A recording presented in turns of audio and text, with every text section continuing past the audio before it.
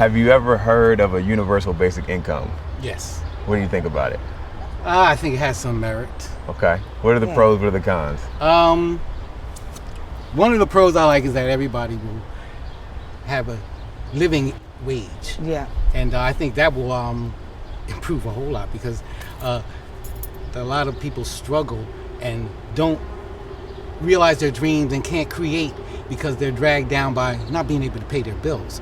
And if you have, with the universal income, you can pay your bills and people can have peace of mind, they can create, they can really have a peace of mind to create that hobby into a job or a business, and I think it'd be excellent. Mm-hmm. Now the con, not everybody's gonna like it. Well, not everybody likes our present system either. Right.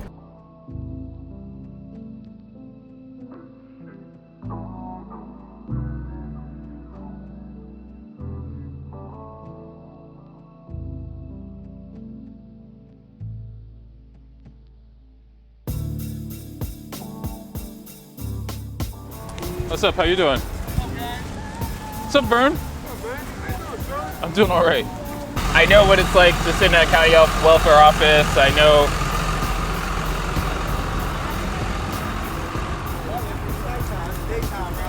I know what it's like to. I know what it's like to be in mental health treatment. I know what it's like to be in drug treatment. So I'm in recovery too. I have a law degree from my time at San Francisco, and I am a housing lawyer, and now I'm getting my PhD at Temple. So there's just a few different ways that I've been able to help people, but also I have a lot of experiences that are pretty relevant to the situations. You can't just have housing for people. You can't just give them a house. They need money to eat. They also need community. They need a place to go. They need a lot of other support, not just a house. And that's one of the issues that I know that we've run up against too. It's, well, where are the people going to get their money? Mm-hmm. They might have a house, but they're still going to go out there and trap, or they have a bad job that they don't even want to go to, or they're going to do sex work or anything of this sort, or a handle. There's so many things that people do, legal and illegal, that they usually get their money. Mm-hmm. So that's why I was interested in the fact that we need housing, but actually people need money. I remember when it had trees. There ain't no trees in West Philly now. Nope. And I get upset when I see them decide to redo a neighborhood and now they planting trees and it looks pretty. Cause I'm like, that's not for us though. Because now it's outpriced. I can't live in a place that costs $2,100. Mm-hmm. I need a joint that costs $750. Businesses look at poor people as a resource. That's people that they can force to buy their products. And that's the way it's been. Ever since before the Industrial Revolution. The fiefdoms of the old medieval days, they kept people poor to work and to buy, loan, and whatever else to make resources for the wealthy classes. So we can get rid of that mentality, we can go a long way. Because I believe there's enough wealth in this country and the world for everybody. You give everybody a basic income, and if you do that at the federal poverty line, what that means is, by definition, no one's living in poverty, but it costs a lot, right? That'd be $2-3 trillion to do it that way.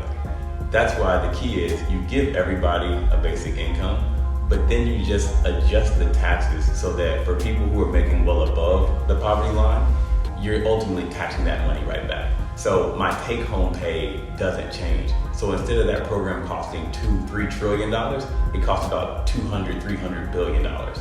And that's a massive difference between what most basic income programs, universal basic income programs have looked like.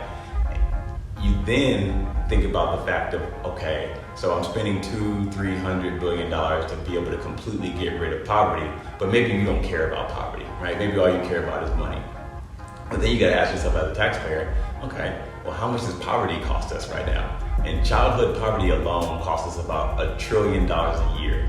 And those costs come from things like healthcare, they come from incarceration, they come from foregone GDP and income loss. And so when you invest that $200, $300 billion, you get rid of that $1 trillion impact of childhood poverty. So as taxpayers, we're making $800 billion a year. Over a decade, that's $8 trillion of savings off of just childhood poverty alone.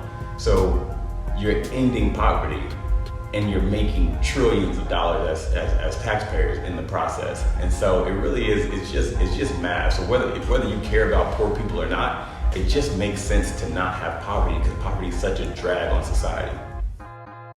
Wait, 200 billion? 200 billion, but We had 14 trillion? Yeah, 200 billion is a lot. 732 billion is the military. 732 billion. Yeah. Okay, only a third of the military. and we have a bigger military than the other top 20 military powers combined, like during peacetime. Yeah. And so it's not. And when I started saying that to folks, I had people pull me aside like, "Yo, you need to chill talking about the military." And they're just like, "I'm not saying that we should not have a military at all, but I'm just trying to put it in context for people that $200 billion. I know, right? $200 billion isn't that much money. And if we spent $532 billion on our military, it's still bigger than every other military that ever existed. And so it's just a way to get people to stop asking us, where are we going to get this funding from? We have the funding. What we need to say is, what's more important than eradicating poverty? Yeah. What is it that government should be doing that's more important than making sure that everybody has food, clothing, shelter, and transportation? Yeah. And I've yet to hear what that is. I've yet to hear what it is that's so important that it should be prioritized over making sure that everybody has the needs that a human being has met. Yeah. What if when y'all signed up for the network, right after the program was over, we said, we'll give you $1,100 a month.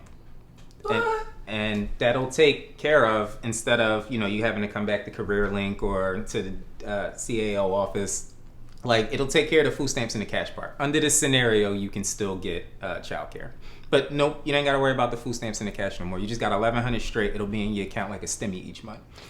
How do you think that would have affected where you are now? That would honestly help me to stock, invest, help my son with his career, property, and business. Like, it would really help so much that it would change our lives around. Like a 360. People who don't have furniture. Yeah. Yeah, like They might get a couch, Yeah. a table and chair for the kids to sit at, so you're not sitting on the floor while you eat your food. Right. Yeah. exactly. There's Like, a lot of things that they could do. yeah, but you know what also that money would do? It'll give people a sense of peace. Yeah. Because a lot of times when you're struggling trying to feed your family, especially little ones, and you have the world on your shoulders, you can't think about getting out of poverty. You can't think about what's the next, your health.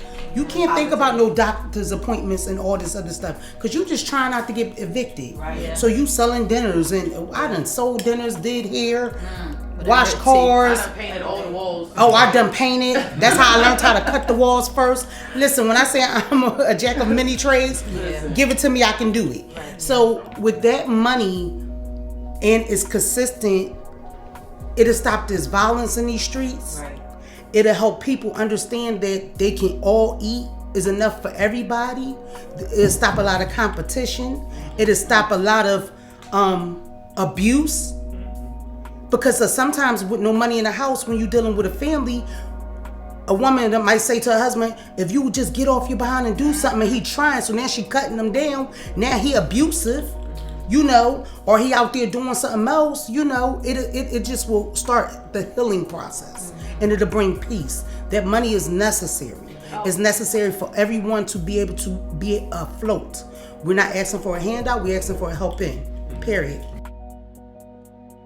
And the really sad thing about it is like once we start talking about this, you have people that like to throw out words like Marxism and socialism and stuff like that to try to detract it. It's like let's throw these words out that scare people so that they don't pay attention to what the actual facts and information are. It's like, I'm not saying anything about the state controlling production. Right. That's what communism is. Right, State-controlled production. Right. I'm saying that of the production that's already there, that's controlled by the marketplace, how about we allow everybody to have some access to that? Right. It's as capitalist as you could possibly be. Right. But they throw words out there like that to scare people so that they don't actually look closely into the information and see like, oh, like this actually could work. This makes sense. You know, they because, you know, the people in power want to stay in power. That's how it's always been in the history of mankind. Like, people that are in power want to do whatever they can to maintain the power that they currently have. So, you know, in the system we're talking about right now, there would be like a complete paradigm shift in what power is and the distribution of wealth and how things work in America. So the people that are in power right now are just like, oh, we don't like the way this sounds. Well, the crazy thing is like, that would be the case if I were saying, we're going to change incomes and make it where the average income, everybody gets the average. Right, That'd be a game changer. And we yeah. could do that. And that average is what, like $98,000 a year? So the vast majority of people will be like, hey, this is great. I'm not saying anything that radical. Right. I'm just saying, let's give people enough money so that they're not in poverty. And so for like a single person household, that's $13,000 a year. The richest 12,000 people have $11.6 trillion in assets. A $200 billion a year transfer is nothing. Right. This doesn't change their lives at all. Right. At all. It's strictly, do you care a little bit? Do you care a little bit? The 90 million people that deal with poverty over a 5-year window, because you know it kind of goes up and down. Right. It's like, that's all it is. For the vast majority of us, the concept of living outside is like, how the fuck could you do that? Like, how could you possibly function living outside? So someone who's figured that out, on top of having a severe mental health disorder and all this like family trauma and like all the things that go on, it's like they're more functional than you think that they are. Yeah. It's just they've been trained to be functional in one of the most horrific environments that we can imagine. So if we can just take them out of that horrific environment, it's not going to be perfect, because life for the average person on this planet isn't perfect. We've all got mental issues and things that we're trying to work through and deal with, but it doesn't have to be like that. And once it's not like that universally, as opposed to us saying like, okay, let's shove some people on the bottom and then pretend like we're helping them up, we can all spend the time and energy looking inwards and trying to fix our own trauma, fix our own issues that we have, so that we can present better to the world, so that collectively, this is a better place because we're each better individuals. Yeah. I was always told I wasn't gonna make it, I wasn't gonna be nothing. I wasn't gonna, my dad used to rape me and say I wouldn't be no more than a masturbation device. So in my mind, I believed what he said. But now I look back, I went and got my GED. I got shot, I couldn't run track, but I had a backup plan. Everybody's pain has to be passed on how they survived. I feel like your pain is not about you. It's bigger than you. Yes. The pain that you go through is for you to help the next person that ain't as strong as you. So once I got that realization in my head, that is bigger than me, I stopped feeling bad for me. And now I'm trying to help everybody that I can get my hands on. And if I could change one life, then it's worth everything I went through. Every bit of it. I just love you. Oh, I love you too, sweetie.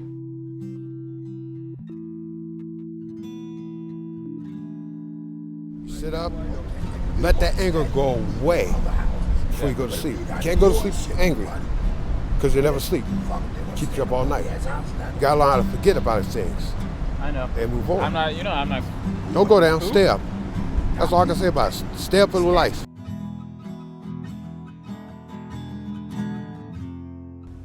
I don't believe that this whole universe just magically emerged out of nowhere and we just randomly showed up here. We were created. And what is the name of that creator? I'll let other people debate that. But I know that I was created by the same creator that made you, that made the stars, that made this planet. And so, how could I not be divine? You know, how could I not be perfectly designed if I was designed by that same creator who made all of this? And how could you not be perfect? The only thing that's imperfect is the fact that we were all given choice and free will. And so in that choice and free will, we create these systems to do whatever it is that we want. And it's the systems that are evil, it's not us. And that if we can spend our time and energy asking ourselves, what are the inherent evils in our systems, then we get a chance to all live our perfect lives. And what does that look like? It's different for all of us. You know, what makes somebody come alive is in your DNA, it's in your soul. And for me, what makes me come alive is reading and learning and figuring out how to dismantle oppressive ass systems.